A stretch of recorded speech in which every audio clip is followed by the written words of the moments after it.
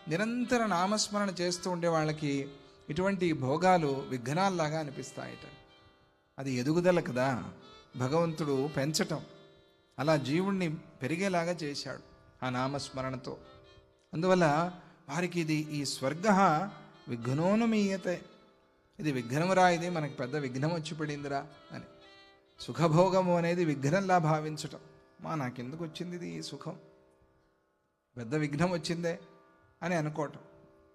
అలా అయ్యో సుఖం రాలేదేంటి కూర్చొని ఏడుస్తూ బాధపడుతూ అయ్యో ఏమి సుఖమే లేదు అని అనుకునేది కాదు.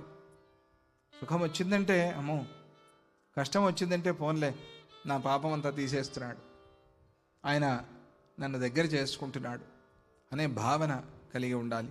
వాసుదేవే మనోయస్య జపహోమార్చనాదిషు, ఎవరికైతే ఆ వాసుదేవుల్లో, ఆ భగవంతుల్లో, ఆ పరమాత్మలో మనస్సు నిలిచిపోయి ఉంటుందో, జప హోమ అర్చనాదిషు, మనం ఇవన్నీ చేస్తూ ఉంటాం. దత్తపీఠంలో దత్తాజీ వారు మనతో చేయిస్తూ ఉంటారు.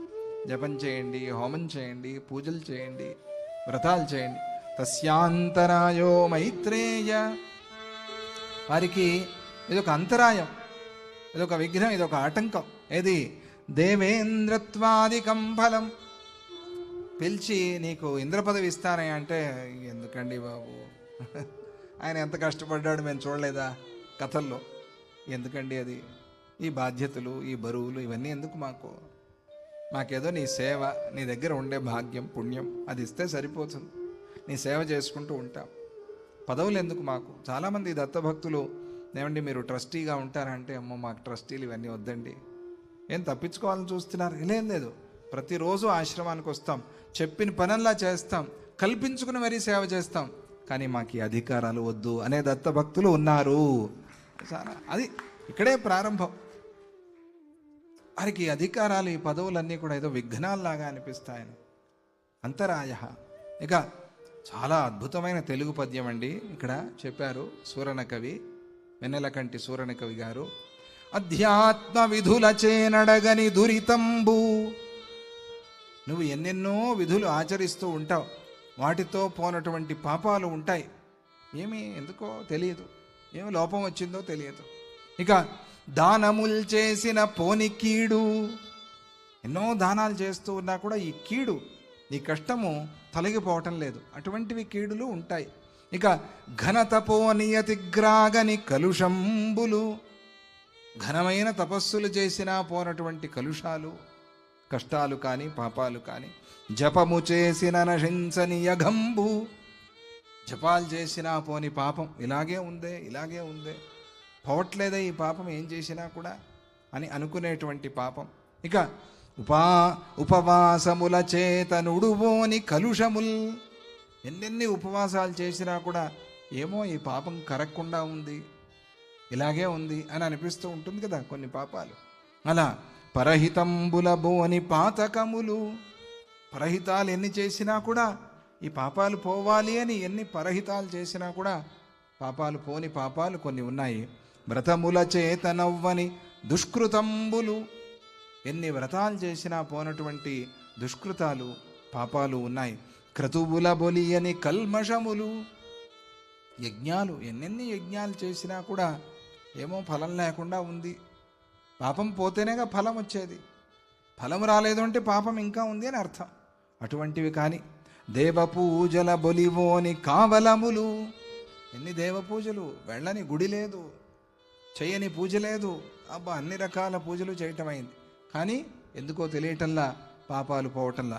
బ్రాహ్మణోపాస్తి చెడిపోని పాపచయము, మొత్తం ఉండే వేద విద్వాంసులందరినీ పిలిపించి వాళ్ళకి పూజ చేసి వాళ్ళకి సన్మానాలు ఇచ్చి అంత బ్రహ్మాండంగా చేశారు, అయినా ఎందుకో పాపాలు పోలేదు. అటువంటివి ఎలా పోతాయండి? అంత ఘోరమైన పాపాలు ఇన్ని ఇవి కాకుండా ఇంకేముంది ఉపాయం మనంటే? ఉంది నాయన ఉపాయం, వీటన్నిటికన్నా మీరినటువంటి ఉపాయం ఉంది. ఏమిటది? అచ్యుత అనంత గోవింద హరి మురారి అని తలంచిన అప్పుడే అడగిపోవు.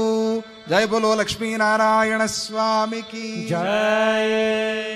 అచ్యుత అనంత గోవింద చెప్పండి. అచ్యుత అనంత గోవింద, అచ్యుత అనంత గోవింద, అచ్యుత అనంత గోవింద, అచ్యుత అనంత గోవింద, అచ్యుత అనంత గోవింద, అచ్యుత అనంత గోవింద, అచ్యుతాయ నమః, అచ్యుతాయ నమః, అనంతాయ నమః, అనంతాయ నమః, గోవిందాయ నమః, గోవిందాయ నమః, అచ్యుతానంత గోవిందేభ్యో నమో నమః, అచ్యుతానంత గోవిందేభ్యో నమో నమః అని భక్తిగా నామాన్ని చెప్పండి.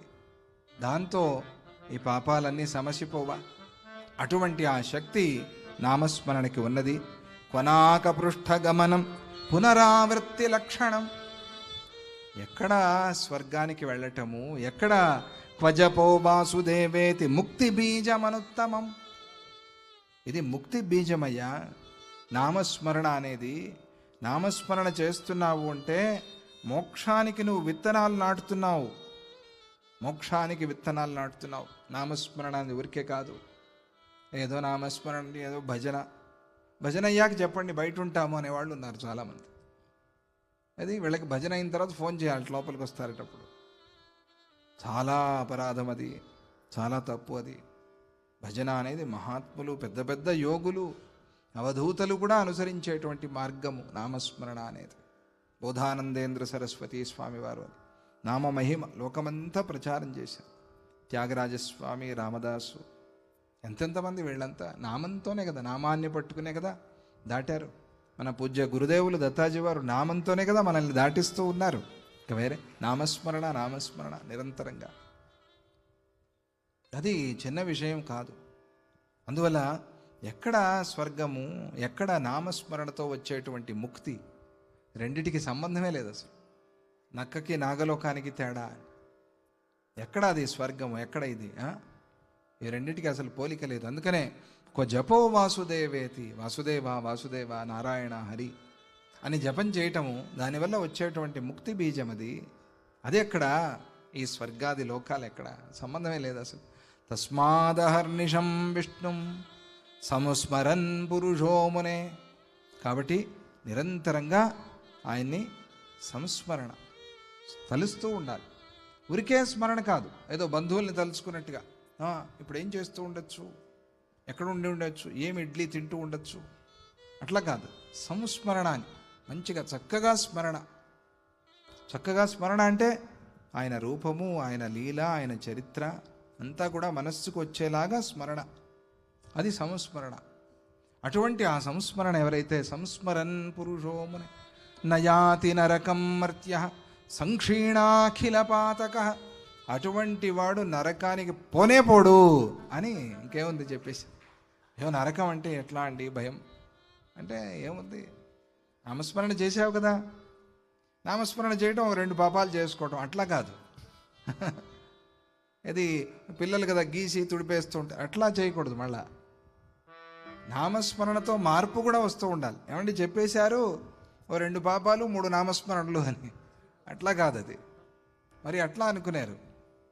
ఇవన్నీ తెలియకుండా జన్మ జన్మాంతరంగా మనం సంపాదిస్తూ వస్తున్న పాపాలు 1, 2 కోటాను కోట్లుగా ఉన్నాయి. అవన్నీ వాటిని కాల్చేసేటువంటిది. అవన్నీ కాలిపోతాయి నామస్మరణతో. అది దానికి ఉండేటువంటి బలము, శక్తి.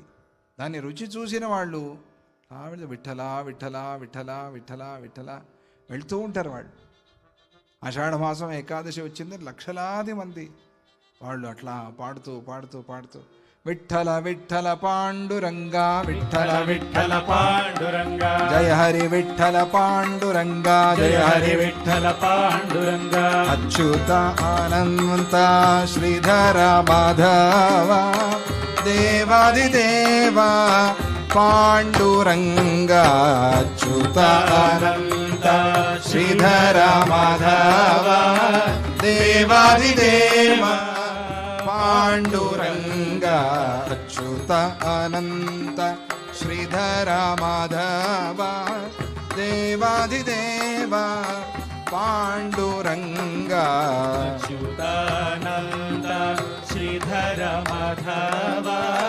దేవాదిదేవ పాండురంగ కృష్ణ విష్ణు హరి గోవింద గోపాల కృష్ణ విష్ణు హరి గోవింద గోపాల తుచి నారాయణ తుచి నారాయణ తుచి నారాయణ నామధారి తుచి నారాయణ తుచి నారాయణ తుచి నారాయణ నామధారి అచ్యుత అనంత శ్రీధర మాధవ దేవాదిదేవ పాండురంగ అనంత శ్రీధర మాధవ దేవాదిదేవ పాండురంగ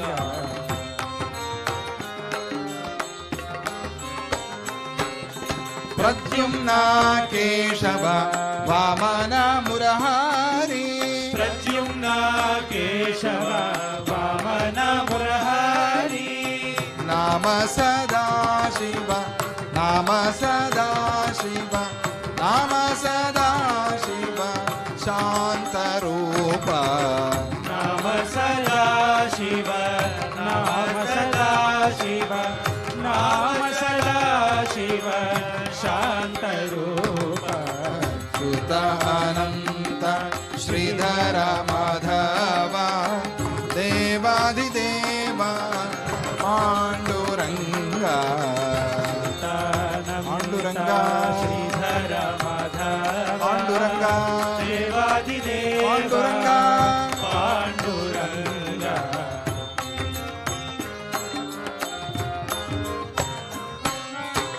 రూపాతీత హరి రాఘవి సగుణ రూపాతీత హరి రాఘవి సగుణ నిరంతర ధ్యాన నిరంతర ధ్యాన నిరంతర ధ్యాన హరే నామ నిరంతర ధ్యాన నిరంతర ధ్యాన నిరంతర ధ్యాన హరే రామ చ్యుత అనంత శ్రీధర మాధవ దేవాదిదేవ పాండురంగ అనంత శ్రీధర మాధవ దేవాదిదేవ పాండురంగ విఠల విఠల పాండురంగ జయ హరి విఠల పాండురంగ విఠల విఠల పాండురంగ జయ హరి విఠల పాండురంగ విఠల విఠల పాండురంగ జయ హరి విఠల పాండురంగ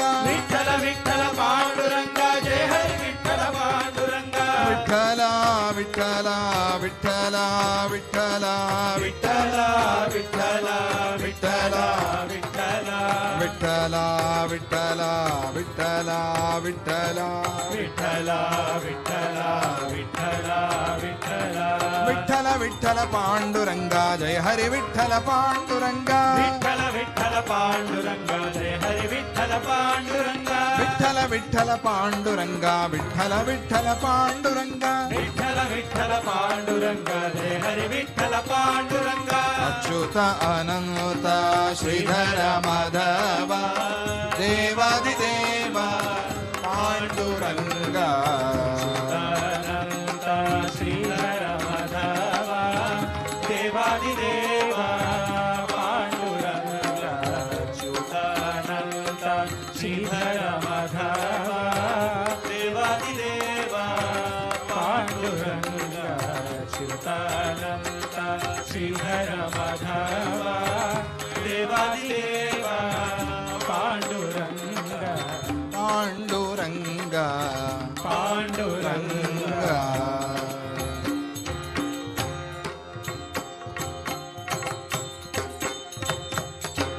జయ బలో పాండురంగ విఠలకి జై నామస్మరణ అంటే విఠలుడు, ఆయనే గుర్తొస్తాడు. విఠల విఠల విఠల. ఎవరైనా నామ సంకీర్తనకి ఒక భగవంతుడు దేవుడు ఉంటే కనుక ఆయన విఠలుడు.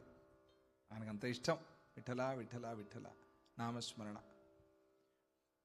అలా నరకాల గురించి చెప్పి భయపెట్టి, హరినామస్మరణ గురించి చెప్పి ఓలలాడి ఆడించి ధైర్యం చెప్పి పర్వాలేదులే అయితే అనే నమ్మకం వచ్చి మనకి. తర్వాత ఇప్పుడు అసలు స్వర్గం అంటే నరకం అంటే ఏమిటో తెలుసా? ఇక్కడే ఉన్నాయి రెండు, అది మనం చూసుకోవాలి అని ఆ విషయాన్ని గుర్తు చేస్తూ యోగ వాసిష్ఠంలో చెప్పిన విషయమే మళ్ళీ యోగ వాసిష్ఠ విద్యార్థులు నిరంతరంగా నాతో సహా అందరూ ఉన్నారు ఇక్కడ. అంటున్నారు మనఃప్రీతికర స్వర్గ. అది స్వర్గం అంటే ఏమిటి? ఎక్కడ నీకు మనస్సుకి సంతోషం కలుగుతుందో మనఃప్రీతికరమైనది స్వర్గము తెలుసుకో. అది అంటే మనస్సు ప్రధానము అని. మనస్సు వల్లే స్వర్గ నరకాలు వస్తూ ఉన్నాయి. మనఃప్రీతికర స్వర్గ నరకస్తద్విపర్యయ. అది మనస్సుకి బాగలేకపోతే అదే నరకం. ఉండలేం. శరీరానికి బాగలేకపోయినా పర్వాలేదు, మనస్సుకి బాగలేకపోతే కష్టం. కాబట్టి స్వర్గ నరకాలు అంటే మనస్సు మీద ఆధారపడి ఉన్నాయి. నరక స్వర్గ సంజ్ఞేవై పాపపుణ్యే ద్విజోత్తమ. అది ఇంకా మళ్ళీ చెప్పారు. నరకము స్వర్గము అంటే ఏమిటి? పాపమే నరకము, పుణ్యమే స్వర్గము, అంతే. ఇక్కడ ఎవరైనా సుఖాలు అనుభవిస్తూ ఉన్నారంటే వారు పుణ్యం చేసుకున్నారు, సుఖం అనుభవిస్తున్నారు. ఇక్కడ ఏమైనా కష్టాలు అనుభవిస్తున్నామంటే ఏదో పాపం చేసుకున్నాము, కష్టం అనుభవిస్తూ ఉన్నాం. సిద్ధాంతం ఇది. అది మరి ఎప్పుడో పాపం చేసింది నేను నాకు ఇప్పుడు ఎందుకు అని అంటే బాగుంది. ఇదంతా ఒక ట్రావెల్. ఇది నది మొత్తం ఒకటే కదా ప్రవాహం. అలా ఇది ఒక జీవ ప్రవాహం. శరీరం వదిలేసే, నువ్వు శరీరం సంగతి వదిలే. జీవుడు ప్రవాహంగా పోతూ ఉన్నాడా లేదా? అలా ప్రవాహంగా పోయే జీవుడికి పాపపుణ్యాలు ఉంటాయా లేదా? ఉంటాయి కదా. మరి ఆ పాపాలు ఆ లెక్క వస్తూ ఉంటుంది. వాటన్నిటినీ శుద్ధం చేస్తూ ఉండాలి. పుణ్యం వస్తూ ఉంటుంది, వాటిని వృద్ధి చేసుకుంటూ ఉండాలి. అలా పాపపుణ్యాలే స్వర్గ నరకాలు అనేదాన్ని స్పష్టంగా చెప్పి ఇంకా మంచి చక్కటి వేదాంతం చెప్తున్నారు. మనం అనుకున్నాం కదా, మూలం వదిలిపెట్టకుండా మనం విషయం చెప్పుకోవాలి అని. వస్త్వేకమేవ దుఃఖాయ సుఖాయే ఋష్యోద్భవాయ చ. ఏంటండి ఆశ్చర్యం? ఈ ప్రపంచంలో ఒకే వస్తువు సుఖానికి పనికొస్తోంది, మనకి సుఖాన్ని ఇస్తోంది ఒక వస్తువు. అదే వస్తువు ఈర్ష్య అసూయలకు కారణమవుతోంది, దుఃఖానికి కారణమవుతోంది. సుఖాయ ఈర్ష్య ఉద్భవాయ చ. ఈర్ష్య కలిగిస్తోంది ఒకే వస్తువు. మన దగ్గర ఉంటే సుఖం, అదే వేరే వాడి దగ్గర ఉంటే దుఃఖం. మన దగ్గర ఉండి వేరే వాడి దగ్గర ఉంటే కూడా దుఃఖం. అదే ఒకటి. పోనీ నీ దగ్గర లేదా అంటే ఉంది, నా దగ్గరే ఉండాలి.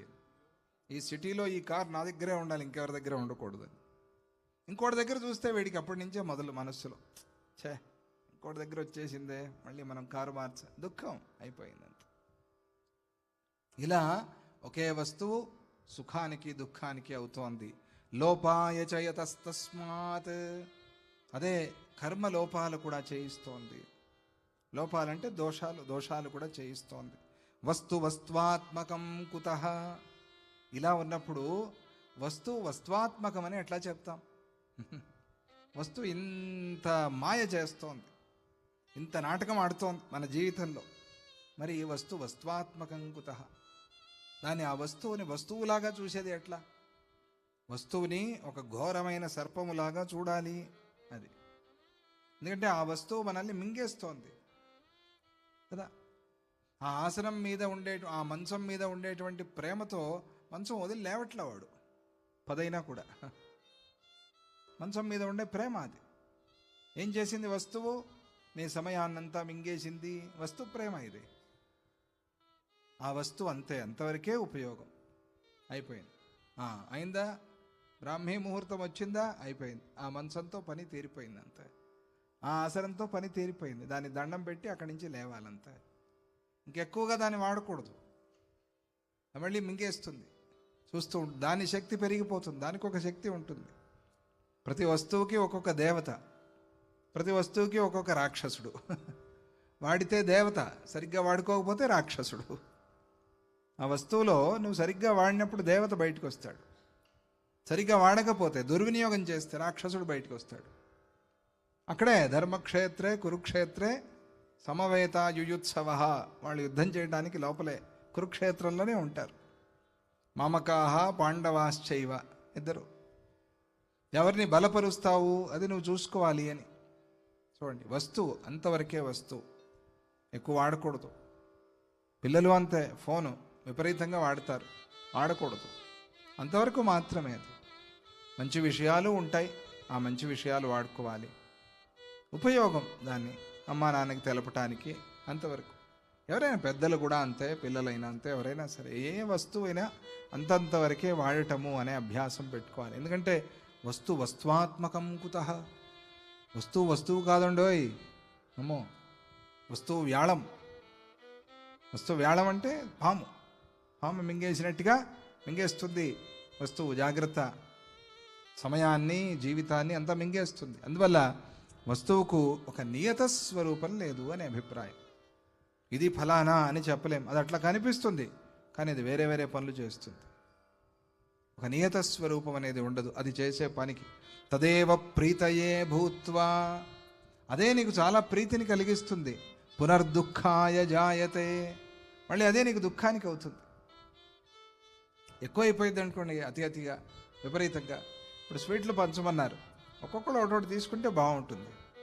ఇది తీసి జేబులో వేసుకుని వెళ్తూ తింటూ పోతే రాత్రి మనం నిద్రపోవడానికి వీలుండదు కదా. అంతే, అది అంతవరకే. అదే ఒకటే సుఖానికి అవుతోంది, ఒకటే దుఃఖానికి అవుతోంది. ఒకే వస్తువు సుఖపెడుతోంది, ఒకే వస్తువు దుఃఖపెడుతోంది. ఎంత విచిత్రము. అందుకలా పునర్దుఃఖాయ జాయతే తదేవ కోపాయ, అదే కోపానికి కారణమవుతోంది వస్తువు. చూడండి, జాగ్రత్తగా వినండి, అదే కోపానికి వస్తోంది, కోపానికి కారణమవుతోంది. అలాగే తతః ప్రసాదాయ చ జాయతే, అదే ఒక ప్రసన్నత ఇస్తోంది, అదే ఒక శాంతినిస్తోంది, అదే కోపాన్ని ఇస్తోంది. సరే, మన దగ్గర ఉంటే అది 10 మందికి కోపం, మనం ఇచ్చేస్తే అది ప్రసన్నం. అబ్బా నాకు ఇచ్చాడు మంచిది అని తిట్టినవాడు పొగట్టం మొదలు పెడతాడు. వస్తువు విచిత్రం. ప్రసాదాయ చ జాయతే. ఇంకా తస్మాత్ దుఃఖాత్మకం నాస్తి నచ కించిత్ సుఖాత్మకం. ఎప్పుడు ఇది ఒకటి గుర్తుపెట్టుకోవాలి మనస్సులో. ప్రపంచంలో ఏ వస్తువు దుఃఖాత్మకం కాదు, సుఖాత్మకము కాదు. ఈ వస్తువు వల్ల నాకు నిరంతర సుఖము అనేది లేదు. ఏ వస్తువుతోనూ ఆ విషయం మనం చెప్పలేం. ఇది ఒకటి ఉంటే చాలు, అమ్మో ఇది నా దగ్గర ఉండే వద్దు అని పూర్తి దుఃఖం, అలా లేదు. వస్తువుగా వాడినప్పుడు,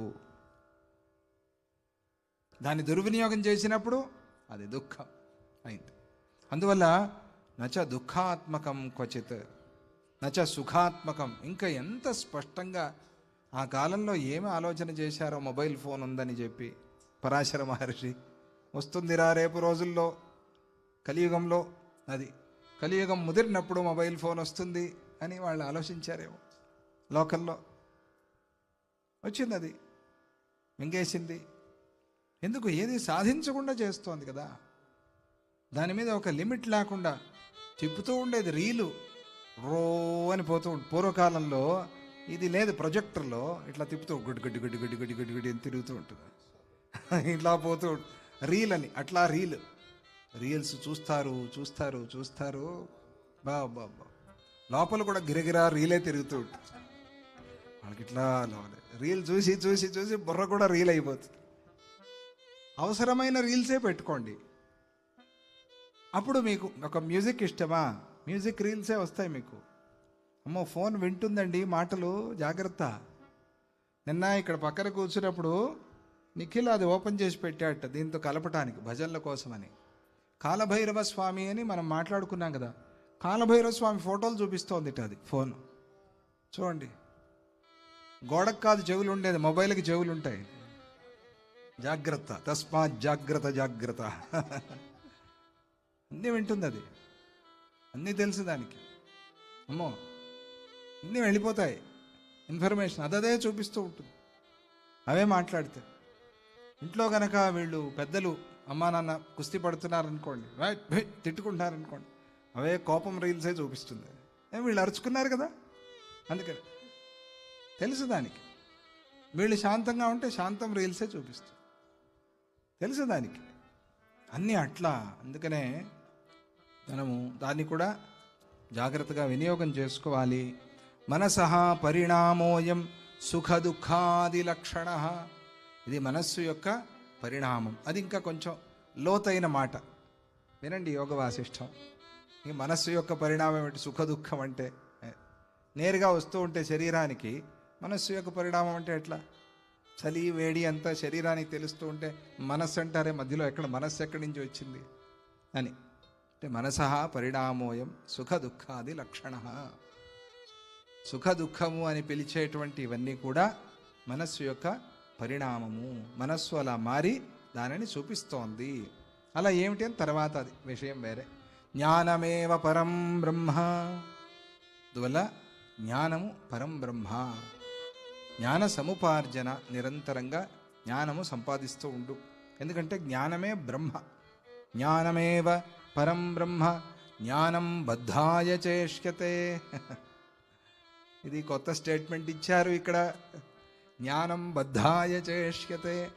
అదే జ్ఞానము విపరీతమైతే, అంటే నేను జ్ఞానవంతుణ్ణి అనే అహంకారానికి దారితీస్తే అది బద్ధాయ, బంధించేస్తుంది.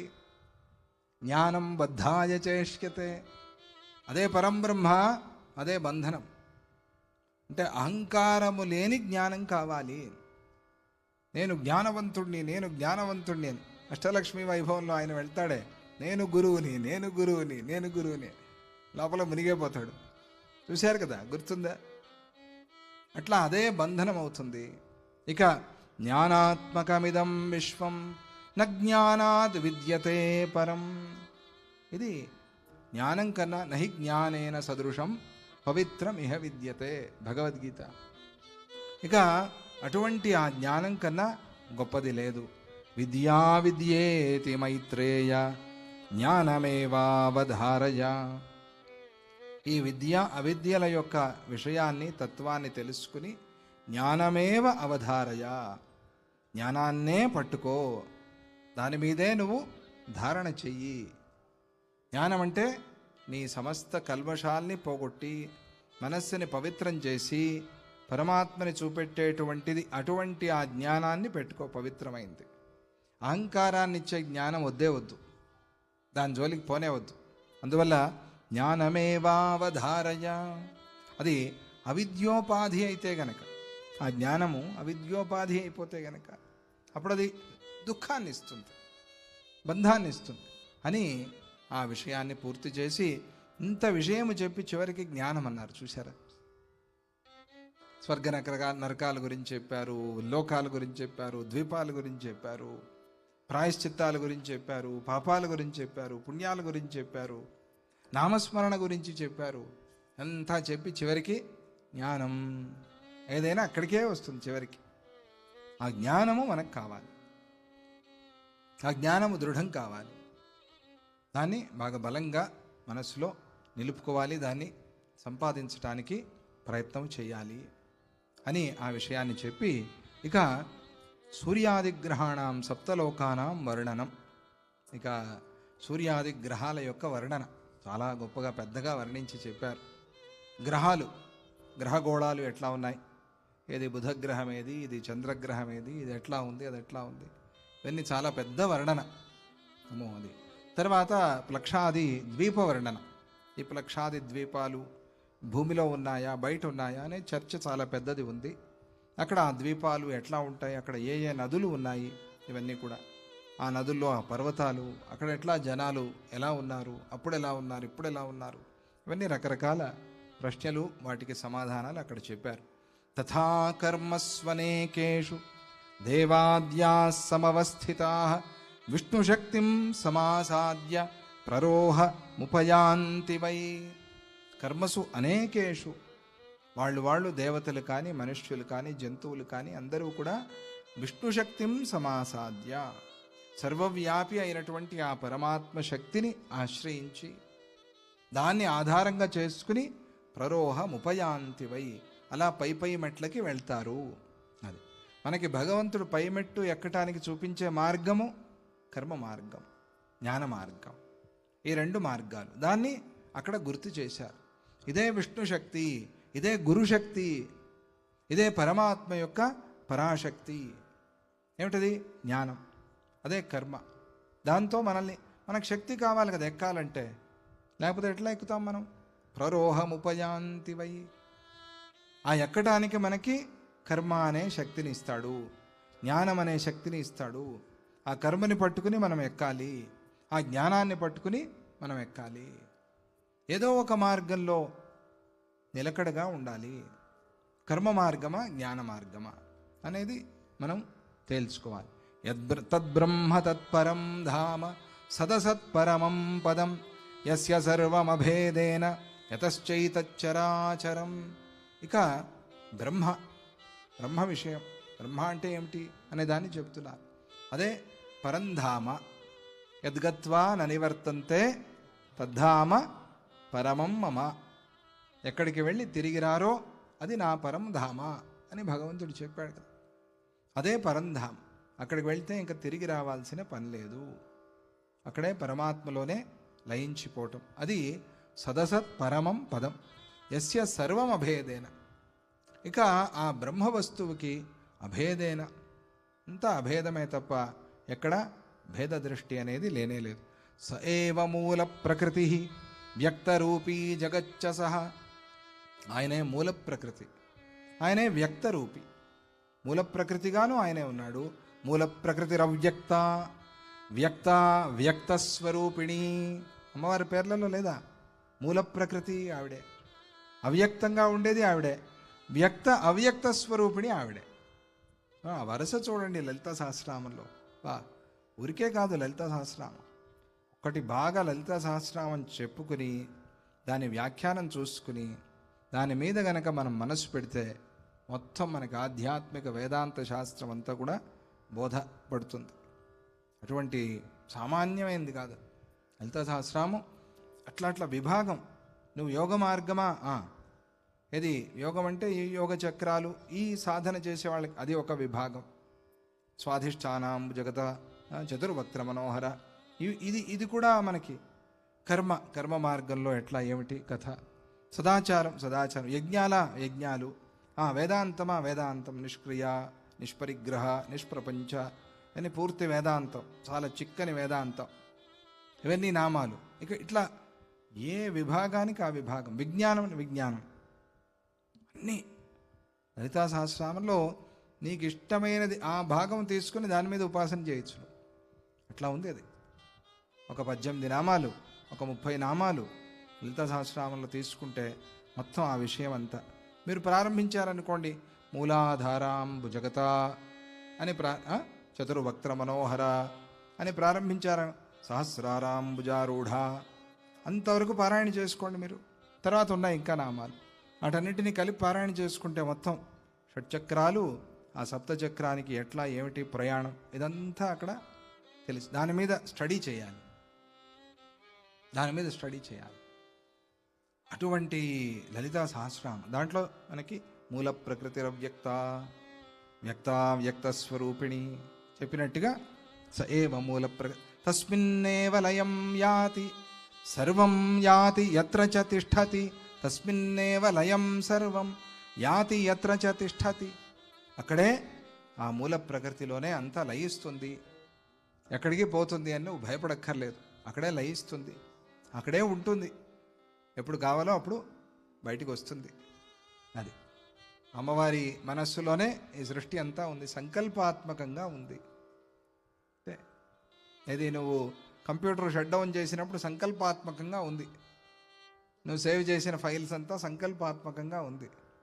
ఎట్లా? నీ పాస్వర్డ్ రూపంలో ప్రొద్దున లేస్తావు, తీస్తావు, కొడతావు, అన్నీ బయటకు వస్తాయి. సంకల్పాత్మకం. మార్చేసావు.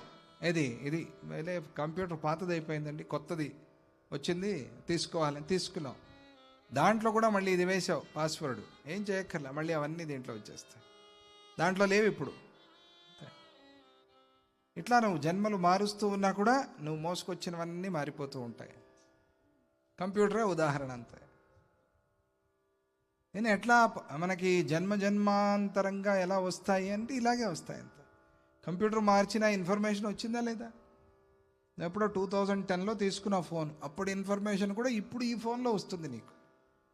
ఎట్లా? అప్పటి నుంచి సేవ్ చేసుకుంటూ వస్తున్నావు, అప్పటి నుంచి సేవ్ అవుతోంది. ఎన్నో ఫోన్లు మార్చావు, మధ్యలో 4-5 ఫోన్లు మార్చావు, ఇన్ఫర్మేషన్ అంతా వచ్చింది. ఆ ఫోన్లో లేదు, ఇప్పుడు ఇక్కడ ఫోన్ కూడా లేదు, ఇప్పుడు ఇన్ఫర్మేషన్ అయితే ఉంది, వచ్చిందా లేదా? అంతే. ఆ ప్రకారంగానే ఇదంతా సంకల్పాత్మకంగా ఉంటుంది. స ఏవ మూల కర్తా క్రియాణం సచ ఇజ్యతే క్రతు. ఆయనే సమస్త క్రియలకు కర్త అనుకోవాలి. నాహం కర్త హరిః కర్త, నాహం భోక్త హరిర్భోక్త అనుకోవాలి. ఆయనే ఇజ్యతే క్రతు. యజ్ఞం చేసేది ఆయన కోసమే, ఆయనే యజ్ఞస్వరూపుడు. స ఏవ తత్కర్మ ఫలంచ తస్య తత్. ఇక ఆ కర్మకి ఫలము ఆయనే. జరుగుతూ ఉండే శతచండీ యాగము ఆయనే, శతచండీ యాగము చేస్తూ ఉండేవాళ్ళు ఆయనే, శతచండీ యాగము చూస్తూ ఉండేవాళ్ళు ఆయనే, శతచండీ యాగంలో వాడుతూ ఉండే ద్రవ్యము ఆయనే, శతచండీ యాగము జరుగుతూ ఉండేటువంటి అవధూత దత్తపీఠము గణపతి సచ్చిదానంద ఆశ్రమము బ్రహ్మమే. ఇక దానివల్ల మనకు వచ్చేటువంటి ఫలము యాగమైన తర్వాత అది కూడా బ్రహ్మమే. బ్రహ్మార్పణం బ్రహ్మహవి బ్రహ్మాగ్నౌ బ్రహ్మణాహుతం బ్రహ్మైవ తేన గంతవ్యం బ్రహ్మకర్మ సమాధిన అయిపోయి. సర్వం బ్రహ్మ బ్రహ్మ బ్రహ్మ, సర్వం జగన్నాథం అనుకున్నట్టుగా ఆ ప్రకారంగా సృగాది యత్సాధనం అప్యశేషత. సృక్ గరిటె కూడా ఆయనే. ఏది గరిటె వడ్డిచ్చేసిన తర్వాత కడిగేసి లోపల పెట్టేస్తావే, గరిటె కూడా ఆయనే. అట్లాగే ఉంది అది. అన్నమే కాదు, గరిటె కూడా ఆయనే. ఈ గరిటె లేకపోతే ఎట్లా వడ్డిస్తావు నువ్వు? చేత్తో వేడివేడిది. గరిటె కూడా ఆయనే. ఆయన నీకు వడ్డించడానికి సాధనమయ్యాడు. చూసారా, అది భావన. వడ్డిస్తున్నప్పుడు అన్నము ఆయనే, పాత్ర ఆయనే, వడ్డించడానికి సాధనము ఆయనే, వడ్డిస్తూ ఉన్నవాడు ఆయనే, ఆ ఆహారము ఆయనే, ఆ ఆహారాన్ని తీసుకుంటున్నవాడు ఆయనే, ఆ ఆహారాన్ని తింటూ ఉండేవాడు ఆయనే, ఆ ఆహారాన్ని లోపల ఉండి జీర్ణం చేస్తున్నవాడు ఆయనే. ఇంకేముంది? ఏకో విష్ణుర్మహద్భూతం పృథగ్భూతాన్యనేకశః త్రీన్లోకాన్ వ్యాప్య భూతాత్మ భుంక్తే విశ్వభూగ వ్యయ. భుంక్తే ఆయనే ఉండి లోపల ఉండి అహం వైశ్వానరో భూత్వా ప్రాణినాం దేహమాశ్రిత ప్రాణాపాన సమాయుక్త పచామ్యన్నం చతుర్విధ. ఇది భగవత్ స్వరూపము. హరేర్న కించిద్ వ్యతిరిక్తమస్తి వై. హరికిన్నా వ్యతిరిక్తమైనది లేదు. ఆయన హరి అను, శివుడను, బ్రహ్మాను, ఏ పేరుతో అయినా పిలువు, మొత్తానికి నా పరమాత్మ చైతన్యము కన్నా వేరైనది లేదు. ఇది మనకు కావాలి. భక్తుడైన వాడు ఈ భావన మనస్సులో బాగా పెట్టుకోవాలి. ఏమని? హరేర్న కించిద్ వ్యతిరిక్తమస్తి వై అని అనుకున్నాను. హరికన్నా వ్యతిరిక్తమైనది లేదు. అంత సర్వము నువ్వు ఉపాసన చేసే భగవంతుడి రూపంలో కనిపించాలి నీకు. అది ముఖ్యం. వేరే కనిపించకూడదు. అట్లా నువ్వు భావన చేయాలి, అట్లా నువ్వు అనుకోవాలి. అందుకన్నా వ్యతిరిక్తమైనది లేదు అనే ఒక భావన. ఇక ఆ తరువాత కాల నిరూపణము, గంగా ప్రాదుర్భావము అనే ఘట్టంలోకి వస్తారు. అది 8వ అధ్యాయం. అక్కడ సూర్య విచారణ చేస్తూ ఉన్నారు. సూర్య విచారణ చేస్తూ చాలామంది భ్రమపడుతూ ఉంటారు ఈ కాలం, పిల్లలు పెద్దలు కూడా. ఏదో చాలా పెద్ద విజ్ఞానవేత్తలు సైంటిస్టులు మాట్లాడతారు కదా, ఐన్స్టైన్ కూడా అట్లా మాట్లాడి ఉండడు. వీళ్ళు ఇంకా ఇప్పుడే 7వ తరగతి 8వ తరగతి తరగతుల్లో ఉన్నారు. వీళ్ళు మన పురాణాలు, మన మహర్షుల గురించి మాట్లాడేవాళ్ళు. ఏవో అక్కడ ఉన్నవి కొంచెం చదువుకొని కాపీ చేసి రాసి పాస్ అయిన వాళ్ళు. వీళ్ళు మహర్షుల గురించి మాట్లాడేవాళ్ళు. ఏమని? సూర్య ఉదయము, సూర్య అస్తమానము, సూర్యుడు మునుగుతాడని, సూర్యుడు ఉదయిస్తాడని చెప్పారు. వీళ్ళేం మహర్షులు, వీళ్ళేం విజ్ఞానవంతులు అని. అంటే నువ్వు సరిగ్గా చూడలేదు గ్రంథాలు అని అర్థం. ఊరికే మాట్లాడటానికి మాత్రమే ఇవన్నీ పెట్టుకున్నావు నువ్వు తప్ప, నువ్వు సరిగ్గా చదవలేదు అని అర్థం. సరిగ్గా చూస్తే ఇటువంటి విషయాలు తెలుస్తాయి. చాలా స్పష్టంగా చెప్తున్నారు సూర్యోదయం విషయంలో, సూర్యాస్త నైవాస్తమనమర్కస్య నోదయ సర్వదా సతః. ఆయనకి ఉదయాస్తమానాలు లేవు. సూర్యుడు పుట్టడం ఏమిటి, మునగటం ఏమిటి స్పష్టంగా చెప్పేశారు. ఇంకేముందండి మరి? ఎందుకు ఉదయాస్తమనాఖ్యం హి దర్శన అదర్శనం రవేహే. కొట్టండి గట్టిగా.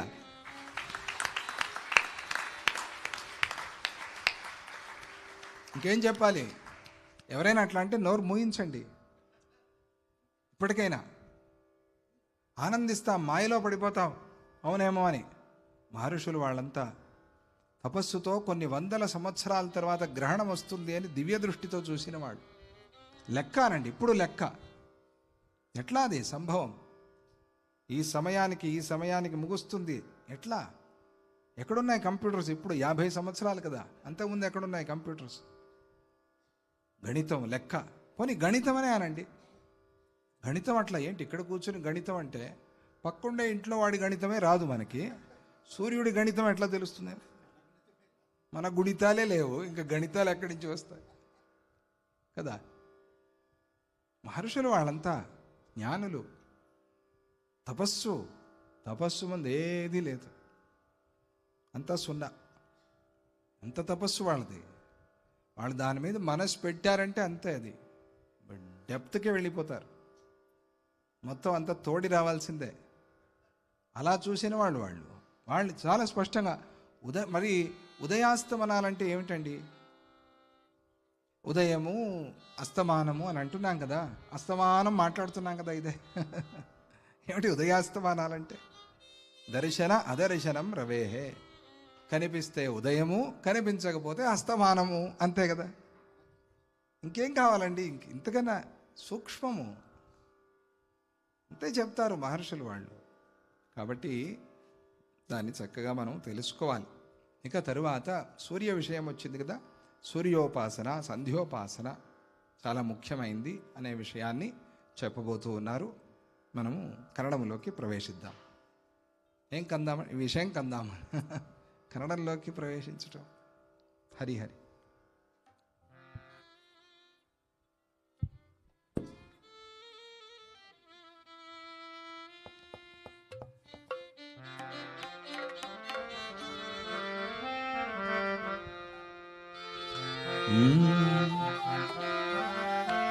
ಹರಿ ಹರಿ ಹರಿ ಹರಿ ಅನ್ನುವೆ, ಹರಿದಾಸರ ನೋಡನಿರುವೆ.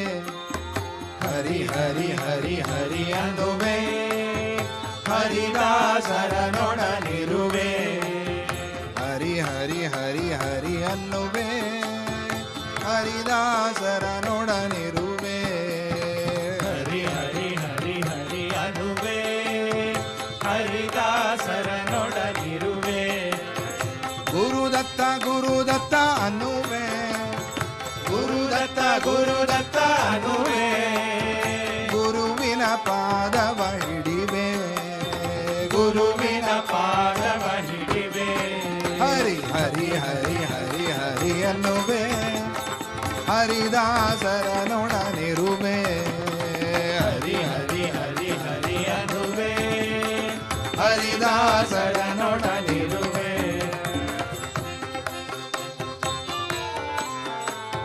ದೇವ ದೇವ ದೇವ ದೇವ ಅನ್ನುವೆ, ದೇವ ದೇವ ದೇವ ದೇವ ಅನ್ನುವೆ.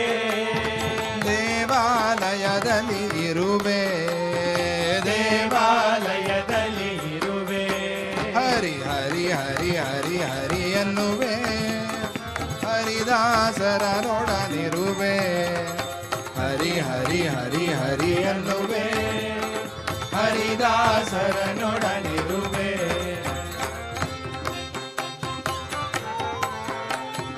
ರಾಗ ರಾಗ ರಾಗ ರಾಗ ಹಾಡುವೆ, ರಾಗ ರಾಗ ರಾಗ ರಾಗ ಹಾಡುವೆ. ರಾಗ ರಾಗ ರಾಗ ರಾಗ ಹಾಡುವೆ. ರಾಗ ರಾಗ ರಾಗ ರಾಗ ಹಾಡುವೆ. ಹರಿ ಕಾಂಬೋಜಿಯ ಹಾಡುವೆ, ಹರಿ ಕಾಂಬೋಜಿಯ ಹಾಡುವೆ. ರಾಗ ರಾಗ ರಾಗ ರಾಗ ಹಾಡುವೆ, ರಾಗ ರಾಗ ರಾಗ ರಾಗ ಹಾಡುವೆ. ದತ್ತನಾದ ರಾಗವನ್ನು ಹಾಡುವೆ, ದತ್ತನಾದ ರಾಗವನ್ನು ಹಾಡುವೆ. ಹರಿ ಹರಿ ಹರಿ ಹರಿ ಹರಿ ಎನ್ನುವೆ, ಹರಿದಾಸರ ನೋಡನಿರುವೆ. ಹರಿ ಹರಿ ಹರಿ ಹರಿ ಅನ್ನುವೆ, ಹರಿದಾಸರ ನೋಡನಿರುವೆ.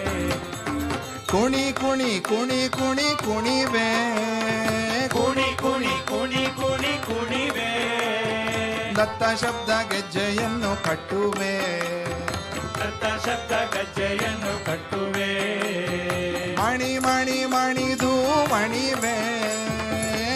ಮಣಿ ಮಣಿದು ಮಣಿವೆ ದತ್ತದೇವ ಪಾದಕ್ಕೆ ಮಣಿವೆ ದತ್ತದೇವ ಪಾದಕ್ಕೆ ಮಣಿವೆ ಹರಿ ಹರಿ ಹರಿ ಹರಿ ಹರಿ ಎನ್ನುವೆ ಹರಿದಾಸರನೊಡನಿರುವೆ ಹರಿ ಹರಿ ಹರಿ ಹರಿ ಎನ್ನುವೆ ಹರಿದಾಸರನೊಡನಿರುವೆ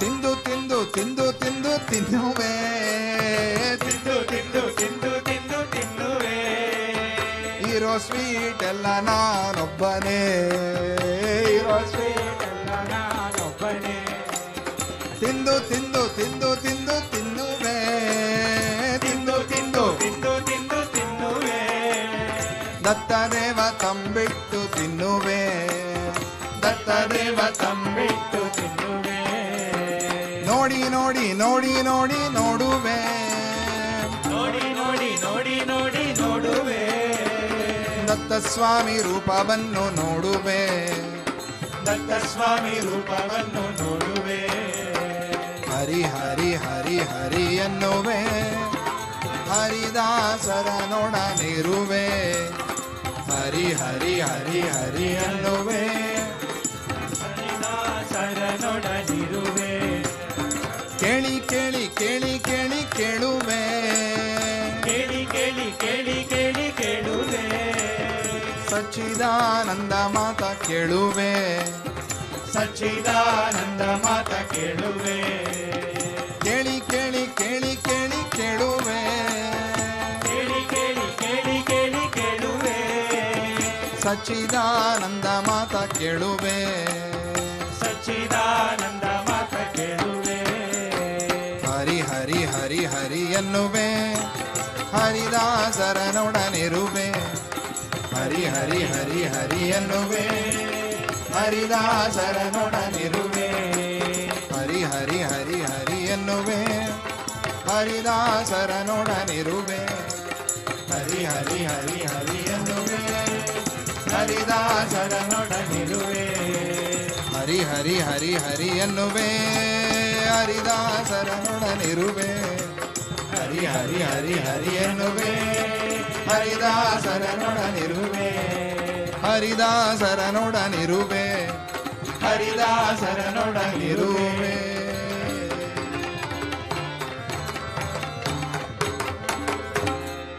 ಏಡುಕೊಂಡಲವಾಡ ವೆಂಕಟರಮಣ ಗೋವಿಂದ ಗೋವಿಂದ. ನಾವು ನಿನ್ನೆ ದಿವಸ ಜಗನ್ನಾಥ ಸ್ವಾಮಿಯ ತತ್ವವನ್ನು ಹೇಳಿಕೊಂಡು ಹಾಗೆ ಸ್ವರ್ಗ ನರಕ ಅಂದರೆ ಏನು ಅನ್ನುವಂಥ ವಿಚಾರದಲ್ಲಿ ಮಾತಾಡ್ಕೊಳ್ತಾ ಇದ್ವಿ. ಯಾರಿಗೆ ಸ್ವರ್ಗ ಯಾರಿಗೆ ನರಕ ಅಂತಂದರೆ ಆ ಪಟ್ಟಿಯನ್ನೆಲ್ಲ ಹೇಳ್ತಾ ಯಾರಿಗೂ ದುಃಖವನ್ನು ಉಂಟು ಮಾಡಬೇಡ, ಅದೇ ನಿನಗೆ ನರಕಕ್ಕೆ ಕಾರಣವಾಗುತ್ತೆ. ಆದಷ್ಟು ನಿನ್ನಿಂದ ಪರೋಪಕಾರವನ್ನು ಮಾಡ್ತಾ ಇರು, ಅದೇ ನಿನಗೆ ಸ್ವರ್ಗಕ್ಕೆ ಕಾರಣವಾಗುತ್ತೆ. ಗೊತ್ತು ಗೊತ್ತಿಲ್ಲದೆ ಯಾರನ್ನು ಕೂಡ ನೋಯಿಸಬೇಡ. ಒಂದು ವೇಳೆ ನೋಯಿಸಿದ್ದರೆ ಅದಕ್ಕೆ ಪ್ರಾಯಶ್ಚಿತ್ತವನ್ನಾದರೂ ಮಾಡ್ಕೋ. ಯಾವುದೇ ಪಾಪಕ್ಕಾದರೂ ಕೂಡ ಪ್ರಾಯಶ್ಚಿತ್ತ ಇದೆ. ಯಾಕೆ ಅಂದರೆ ಕೆಲವು ಸಲ ನಾವು ನೋಯಿಸಿದಾಗ ಅದನ್ನು ಮತ್ತೆ ಹಿಂತಿರುಗಿ ತಗೊಳ್ಳೋಕ್ಕಾಗಲ್ಲ. ನಾವು ಆಯಿತು ತಪ್ಪಾಯಿತು ಅಂತಂದರೆ ಆಗೋದಿಲ್ಲ. ಅದು ಹಿಂದಿಯಲ್ಲಿ ಒಂದು ಮಾತು, ಅದ್ಭುತವಾದಂಥ ಮಾತು. ಏನಂತ ಅಂದರೆ ಹವಾನೇ ಮಾಫಿ ತೋ ಮಾಂಗ್ಲಿ ಲೇಕಿನ್ ಸಾರೇ ಪತ್ತೆ ಗಿರ್ಚುಕೆ ಥೆ. ಅರ್ಥವಾಯ್ತಾ? ಗಾಳಿ ಏನೋ ತಪ್ಪಾಯಿತು ಅಂತ ಕ್ಷಮೆ ಯಾಚನೆ ಮಾಡಿತ್ತು, ಆದರೆ ಅದರೊಳಗೆ ಎಲ್ಲ ಎಲೆ ಉದುರಿತ್ತು.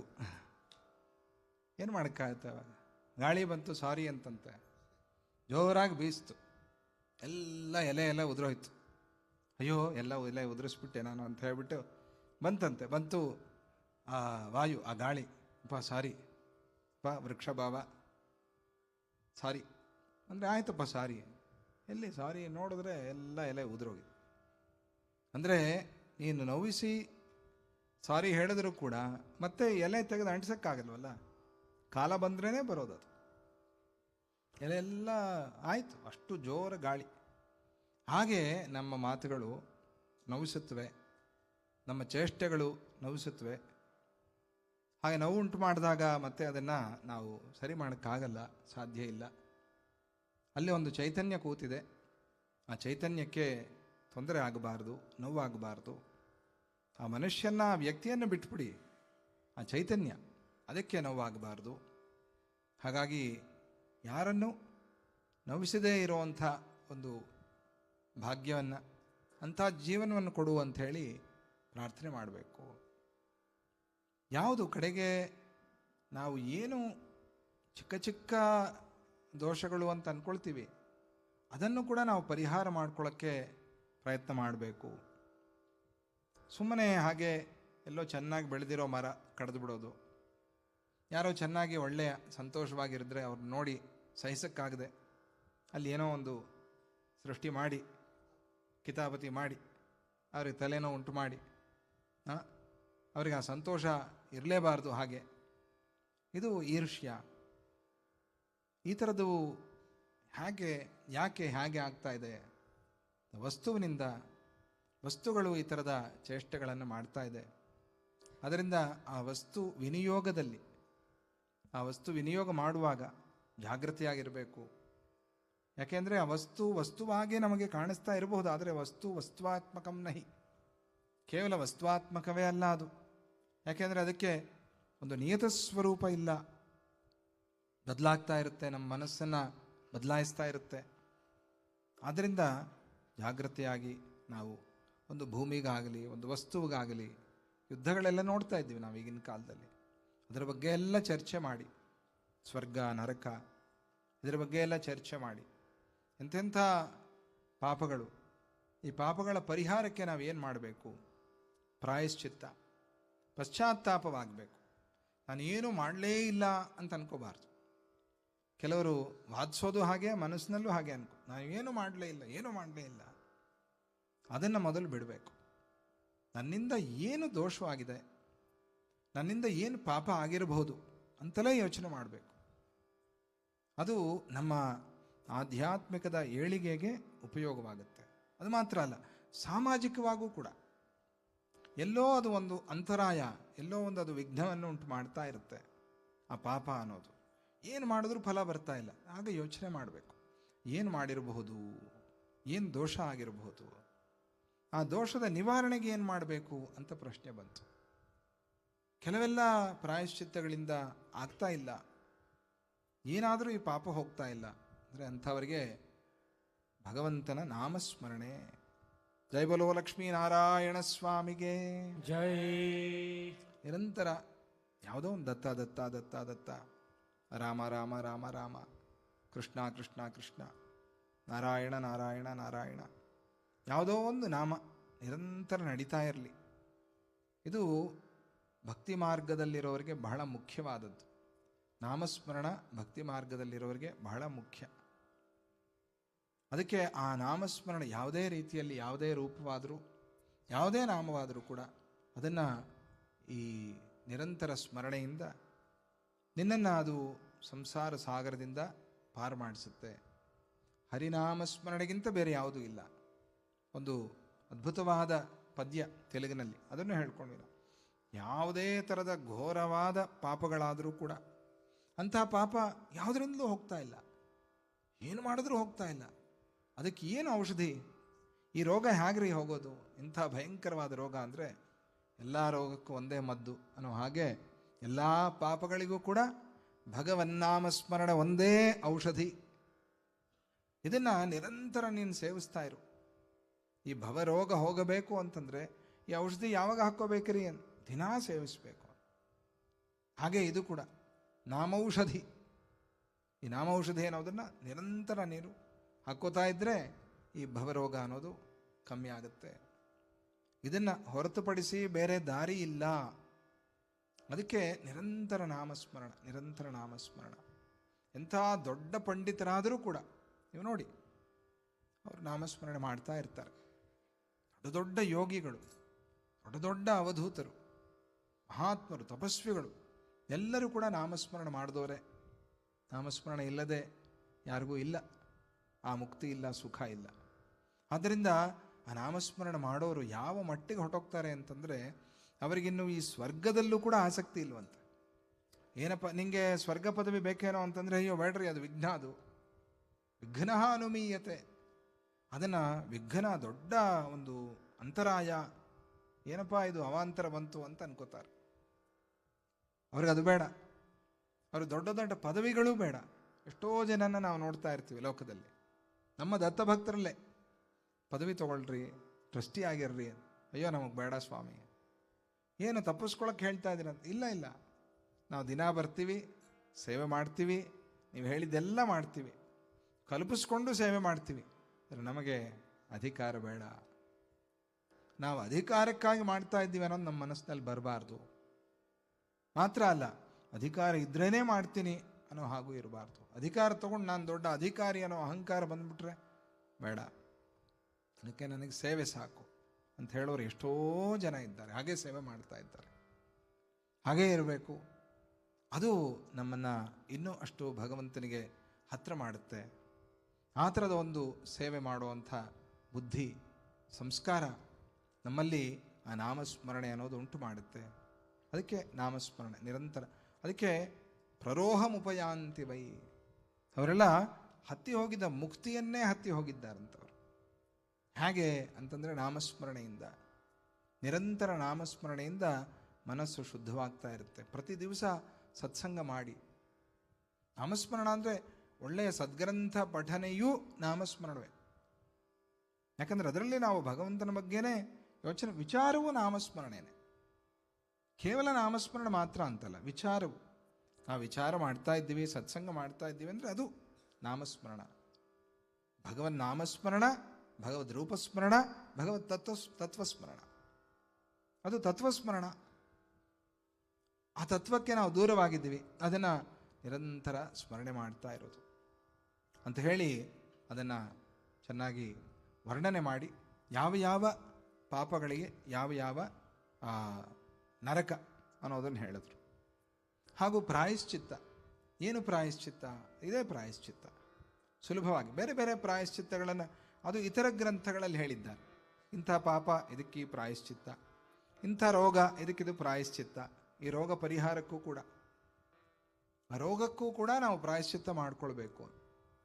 ರೋಗ ಬಂತು, ಅದಕ್ಕೆ ನಾವು ಹೇಗೆ ಡಾಕ್ಟರ್ನ ಭೇಟಿ ಮಾಡಿ ಔಷಧಿ ಹಾಕ್ಕೋತೀವೋ ಹಾಗೆ ಅದಕ್ಕೂ ಪ್ರಾಯಶ್ಚಿತ್ತ ಮಾಡಿಕೊಳ್ಬೇಕು. ರೋಗಕ್ಕೂ ಏನೋ ಒಂದು ಪಾಪ ಕಾರಣವಾಗಿದೆ ಅಂತ ಹೇಳಿ, ಹಾಗೆ ಆ ಪ್ರಾಯಶ್ಚಿತ್ತಗಳನ್ನೆಲ್ಲ ಹೇಳಿ ನೋಡಿ. ಪಾಪ ಚಿಕ್ಕದಾದರೆ ಚಿಕ್ಕದೇ ಪ್ರಾಯಶ್ಚಿತ್ತ, ಪಾಪ ದೊಡ್ಡದಾದರೆ ದೊಡ್ಡ ಪ್ರಾಯಶ್ಚಿತ್ತ. ನೀನು ಚಿಕ್ಕ ಪಾಪ ಮಾಡಿ ದೊಡ್ಡ ಪ್ರಾಯಶ್ಚಿತ್ತ ಮಾಡ್ಕೊಳ್ಳೋ ಹಾಗಿಲ್ಲ, ಬೇಕಿಲ್ಲ. ಅಷ್ಟೊಂದು ತೀರಾ ನೀನು ಮನಸ್ಸಿನಲ್ಲಿ ಏನಂತಾರೆ ಸೆನ್ಸಿಟಿವ್ ಆಗಿಬಿಡಬಾರ್ದು. ಅದು ಕಷ್ಟ ಆಗಿಬಿಡುತ್ತೆ. ಅಯ್ಯೋ ಇವತ್ತು ನೀರು ಕುಡಿದ್ಬಿಟ್ಟೆ, ಏನು ನೀರು ಕುಡಿದ್ರೆ ಏನಾಯಿತು, ಎಷ್ಟು ಪ್ರಾಣಿಗಳು ಸತ್ತೋಯ್ತೋ ಒಳಗಡೆ, ನಿಂಗೆ ಗೊತ್ತಿಲ್ವಲ್ಲ, ಸೂಕ್ಷ್ಮವಾಗಿರೋ ನೀ ಹೆಂಗೆ ಬದುಕ್ತೀಯ? ಮತ್ತೆ ಚಿಕ್ಕದದು, ಏನು ಮಾಡೋಕ್ಕಾಗಲ್ಲ. ಅದಕ್ಕೆ ಹೇಳಿದ್ದಾರೆ ಪಂಚಯಜ್ಞ. ಈ ಪಂಚಯಜ್ಞಗಳನ್ನು ಮಾಡಿಕೊಂಡ್ರೆ ಸಾಕು, ಹೋಗುತ್ತೆ, ಅದರಿಂದ ಆ ದೋಷ ಹೋಗುತ್ತೆ. ನೀನು ಒಲೆ ಹಚ್ಚಿದಾಗ, ಈಗಂದರೆ ಬಿಡಿ ಸ್ಟವ್ ಇದೆ, ಪೂರ್ವಕಾಲದಲ್ಲಿ ಕಟ್ಟಿಗೆ ಒಲೆ, ಆ ಕಟ್ಟಿಗೆಯಲ್ಲಿ ಎಲ್ಲೆಲ್ಲಿ ಏನೇನು ನಾವೆಲ್ಲ ಶುದ್ಧ ಮಾಡಿದರೂ ಯಾವ ಹುಳ ಸೇರಿಕೊಂಡಿತ್ತೋ ಪಾಪ, ಅದು ಏನಾಗೋಯ್ತೋ. ನೀವು ಎಲ್ಲ ಚೆನ್ನಾಗಿ ಶುಭ್ರ ಮಾಡಿದ್ರೂ ಕೂಡ ಆ ಅಕ್ಕಿಯಲ್ಲಿ ಯಾವುದೋ ಒಂದು ಹುಳ ಚಿಕ್ಕದು ಸೇರ್ಕೊಂಡ್ಬಿಟ್ಟಿರುತ್ತೆ. ಅದು ಏನಾಯಿತು, ಹಿಟ್ಟು ಕಲಿಸುವಾಗ ನೋಡಿದ್ರು ಒಂದು ಸೇರಿಸ್ಬಿಟ್ಟು ಇರಲಿ ಬಿಡಿ ಟೇಸ್ಟ್ಗೆ ಅಂತ, ಈಗಿನ ಕಾಲ ಒಂದು ಟೇಸ್ಟ್ಗೆ ಆಗುತ್ತೆ ಅಂತ. ಏನ್ರಿ ಇರುವೆ ಅಂದರೆ ಕಣ್ಣುಗೆ ಒಳ್ಳೇದು ಅಂತ. ಪಾಪ ಇರುವೆಗೆ ಒಳ್ಳೇದಲ್ವಲ್ಲ, ನಿನ್ನ ಕಣ್ಣುಗೆ ಒಳ್ಳೇದು, ಇರುವೆಗೆ ಒಳ್ಳೇದಲ್ಲ ಅಲ್ವಾ? ಅಯ್ಯೋ ಇರುವೆ ಸೇರಿಸಿ ತಿಂದ್ಬಿಡ್ತಾ ಇದ್ದೀನಿ ಅಂತ, ಹೋಗ್ಲಿ ಬಿಡ್ರಿ ಕಣ್ಣುಗೆ ಒಳ್ಳೇದು, ಕುಡಿಯೋ ಅಂತ. ಕಣ್ಣುಗೆ ಒಳ್ಳೇದು, ಇರುವೆಗೆ ನಿನ್ನ ಕಣ್ಣುಗೆ ಒಳ್ಳೇದು, ಪಾಪ ಇರುವೆಗೆ. ದೇವಾಲಯದಲ್ಲಿ ಇರುವೆ, ಅದಕ್ಕೆ ಸದ್ಗತಿಯ? ಅಯ್ಯೋ ಒಳಗೋಗಿ ಪಾಪ ಎಲ್ಲಪ್ಪ ಬಂದೆ ನಾನು, ಇಲ್ಲಿ ಸಿಕ್ಕಾಕೊಂಡ್ಬಿಟ್ಟೆ. ಸದ್ಗತಿ ಆದರೆ ಪರವಾಗಿಲ್ಲ, ಇದೆಲ್ಲ ದುರ್ಗತಿಯಲ್ಲೇ ದುರ್ಗತಿ, ಅದು ಮಹಾ ದುರ್ಗತಿಗೆ ಬಂದ್ಬಿಟ್ನಲ್ಲ. ಯಾಕಂದ್ರೆ ದುರ್ಗಂಧದ ಜೊತೆ ದುರ್ಗತಿಯಲ್ಲೇ ಬರೋದು ನಾಳೆ ದಿವಸ. ಅಯ್ಯಯ್ಯೋ ಎಲ್ಲಿ ಸೇರ್ಕೊಂಡ್ಬಿಟ್ಟೆ ಅಪ್ಪ ಅಲ್ವಾ?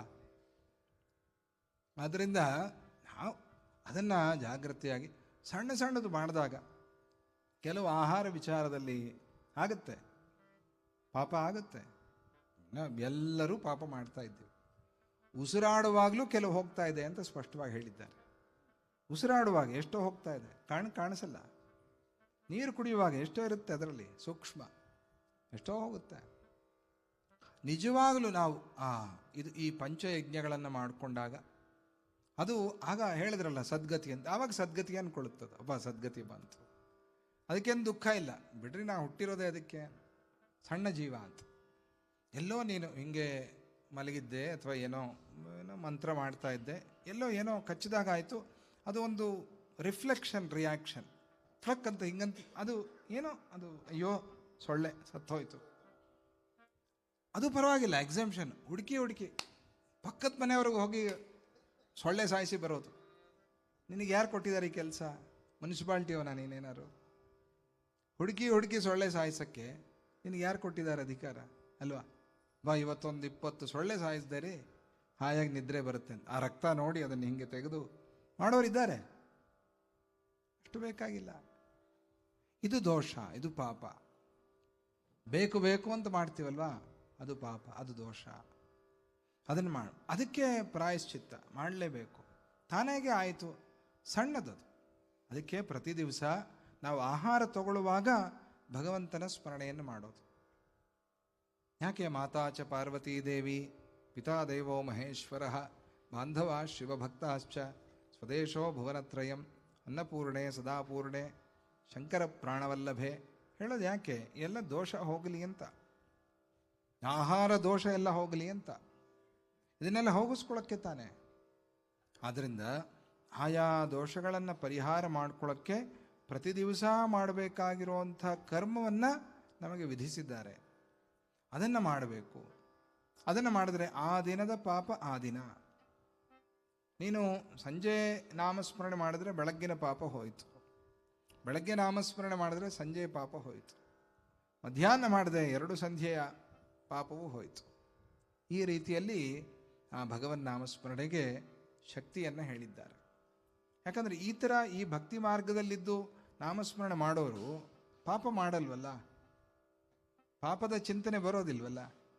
ಏನ್ರಿ ನಾಮಸ್ಮರಣೆ ಮಾಡಿಬಿಟ್ರೆ ಸಾಕಾ, ಪಾಪ ಮಾಡ್ಕೊಂಡಿರ್ಬೋದಾ ಅಂತ ಆ ಥರ ಎಲ್ಲೂ ಹೇಳಲೇ ಇಲ್ಲ. ಪಾಪ ಹೋಗೋಕ್ಕೆ ನಾಮಸ್ಮರಣ ಅಂತಿರುವಾಗ ಇನ್ನು ಪಾಪ ಮಾಡ್ಬೋದಾ ಅನ್ನೋ ಪ್ರಶ್ನೆ ಎಲ್ಲಿಂದ ಬರುತ್ತೆ? ಹುಚ್ಚು ಪ್ರಶ್ನೆ ಅದು ಅಲ್ವಾ? ಏನು ಸುಮ್ಮನೆ ಕೂತ್ಕೊಂಡ್ಬಿಟ್ಟು ಹಿಂಗೆ ಹರಿ ಅಂದ್ಬಿಟ್ರೆ ಆಯ್ತಾ ಅಂತ.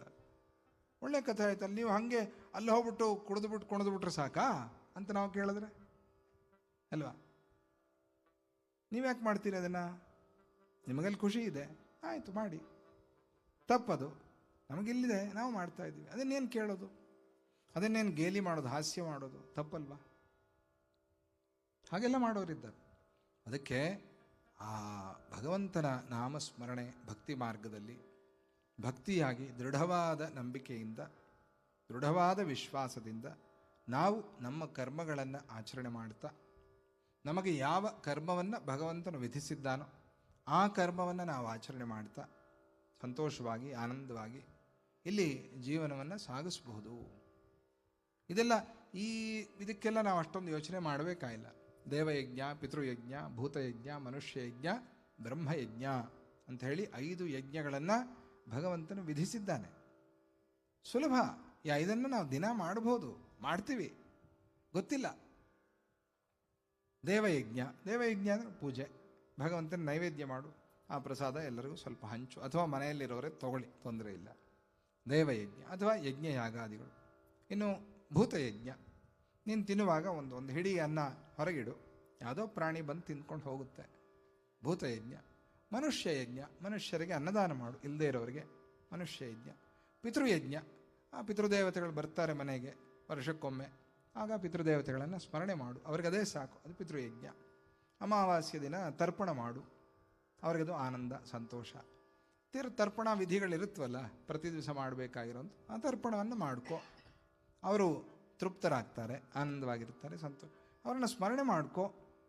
ತಂದೆ ತಾಯಿ ಇದ್ದರೆ ಅವರನ್ನು ಸೇವಿಸ್ಕೊ, ಅವ್ರನ್ನ ಗೌರವವಾಗಿ ನೋಡು, ಪ್ರೀತಿಯಿಂದ ನೋಡು.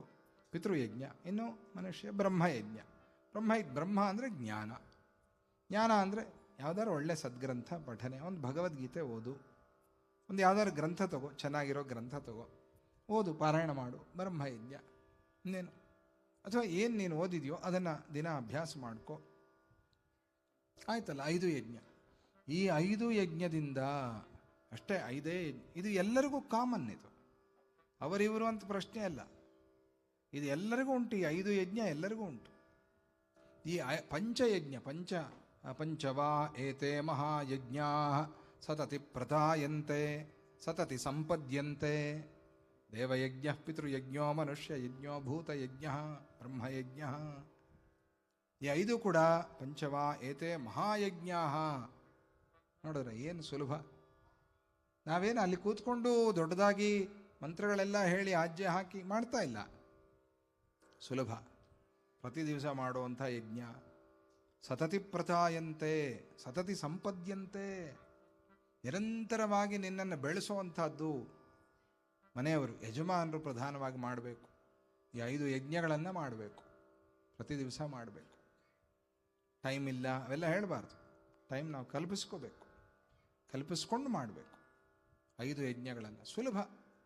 5 ಯಜ್ಞ ಆಯ್ತಾ ಇವತ್ತು ಇಲ್ವಾ ನೋಡ್ಕೋಬೇಕು. ಸೂಕ್ಷ್ಮವಾಗಿ ಆದರೂ ಮಾಡ್ಕೊಳ್ಬೇಕು. ಪ್ರಯಾಣದಲ್ಲಿದ್ದಾಗಾದರೂ ಸ್ಮರಣೆ ಆದರೂ ಮಾಡ್ಕೋಬೇಕು. ಈ 5 ಯಜ್ಞಗಳನ್ನು ಸ್ಮರಣೆ ಆದರೂ ಮಾಡ್ಕೋಬೇಕು. ಆ ಥರದ ಆ ಯಜ್ಞಗಳನ್ನು ಮಾಡಿದಾಗ ಆಯಾ ಪಾಪಗಳು ಅಲ್ಲಲ್ಲೇ ಪ್ರಕ್ಷಾಳನೆ. ಇನ್ನು ಹಿಂದಿನ ಪಾಪ ನಾವು ಪರಿಹಾರ ಮಾಡ್ಕೊಳ್ಳೋಕ್ಕೆ ನಾಮಸ್ಮರಣ ಇದ್ದೇ ಇದೆ, ನಾವು ಮಾಡುವಂಥ ಪ್ರಾಯಶ್ಚಿತ್ತಾದಿಗಳಿದ್ದೇ ಇದೆ.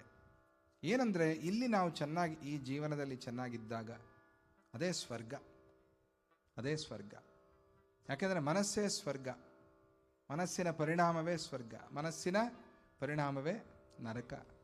ಅದೇ ಸುಖ, ಅದೇ ದುಃಖ ಅಂತ ಹೇಳಿ ಕೊನೆಯದಾಗಿ ತೀರ್ಮಾನ ಮಾಡಿ. ಯಾಕರೋ ರೊಕ್ಕ ಅಂತ ಸಾಯ್ತೀರಿ, ನಕ್ಕಿ ಸಾಯಿರೋ ಅಂತ ಒಂದು ಮಾತಿದೆ ಕನ್ನಡದಲ್ಲಿ. ನಗ್ತಾ ಇರಿ, ಆನಂದವಾಗಿರಿ, ಸಂತೋಷವಾಗಿರಿ, ಮನಸ್ಸನ್ನು ಸಂತೋಷವಾಗಿಟ್ಕೊಳ್ಳಿ. ಯಾಕೆಂದರೆ ಆ ಸಂತೋಷ ಅನ್ನೋದು ಕೂಡ ಅದರಲ್ಲಿ ಒಂದು ಭಾಗವೇ. ಸಂತೋಷವಾಗಿರಬೇಕು ಅಂತ ಸ್ಪಷ್ಟವಾಗಿ ಹೇಳಿದ್ದಾರೆ.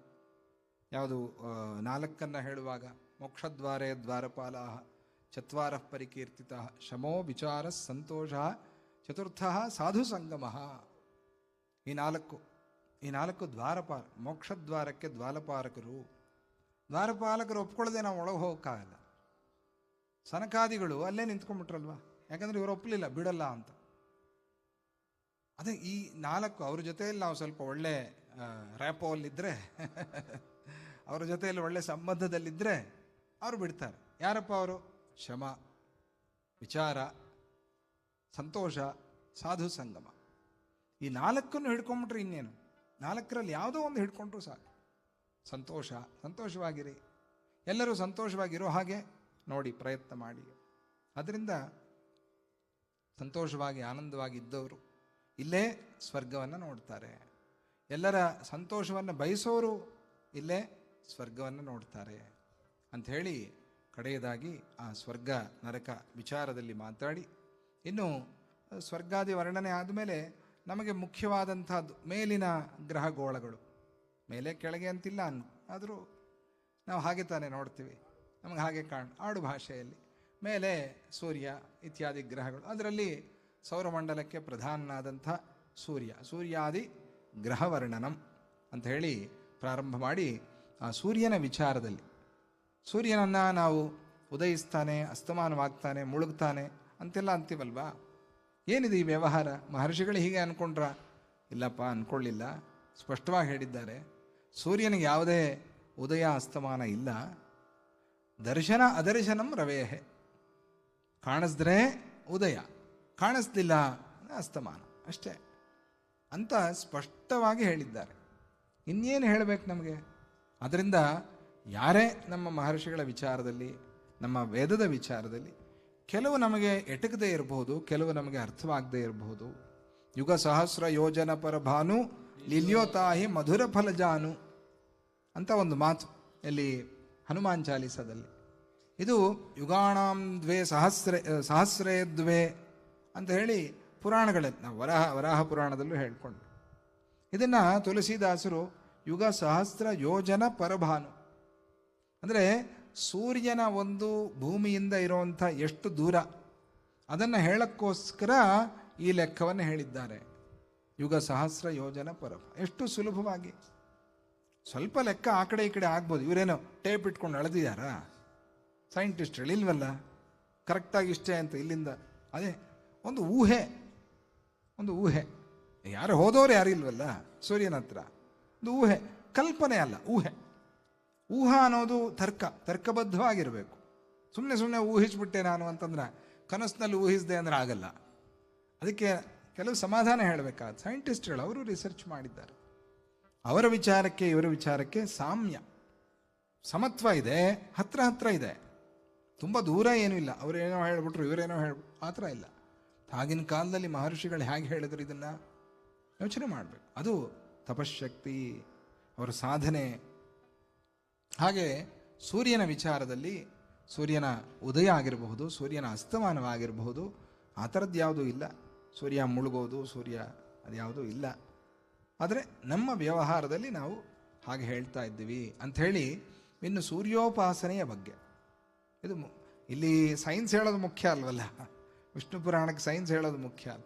ನಾವು ಸೈನ್ಸ್ ಸ್ಟೂಡೆಂಟ್ಗಳಲ್ವಲ್ಲ, ನಾವು ಭಕ್ತಿ ಸ್ಟೂಡೆಂಟ್ಗಳು ವಿಷ್ಣು ಪುರಾಣದಲ್ಲಿ. ಅದರಿಂದ ಭಕ್ತಿ ವಿಚಾರದಲ್ಲಿ ನಮಗೆ ವಿಷಯವನ್ನು ತಿಳಿಸ್ತಾ ಇನ್ನು ಮುಂದಕ್ಕೆ ಸೂರ್ಯ ಉಪಾಸನ ಹೇಗೆ ಮಾಡಬೇಕು, ಯಾರು ಹೇಗೆ ಮಾಡಬೇಕು, ಉಪನಯನ ಆದವರು ಹೇಗೆ, ಉಪನಯನ ಆಗದೇ ಅವರು ಹೇಗೆ, ಅನುಪನೀತರು ಹೇಗೆ, ಎಲ್ಲರಿಗೂ ಉಂಟು ಸೂರ್ಯೋಪಾಸನ ಅನ್ನುವಂಥ ವಿಚಾರವನ್ನು ಅಲ್ಲಿ ನಮಗೆ ತಿಳಿಸ್ತಾರೆ.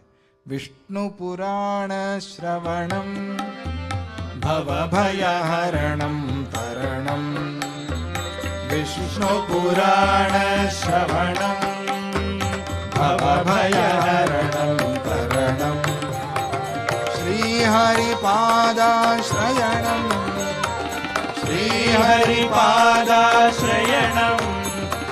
ಸಚ್ಚಿದಾನಂದೋದಯನಂ ಸಚ್ಚಿದಾನಂದೋದಯನಂ. ಜಯ ಬೋಲೋ ಲಕ್ಷ್ಮೀನಾರಾಯಣ ಸ್ವಾಮಿಗೆ ಜಯ.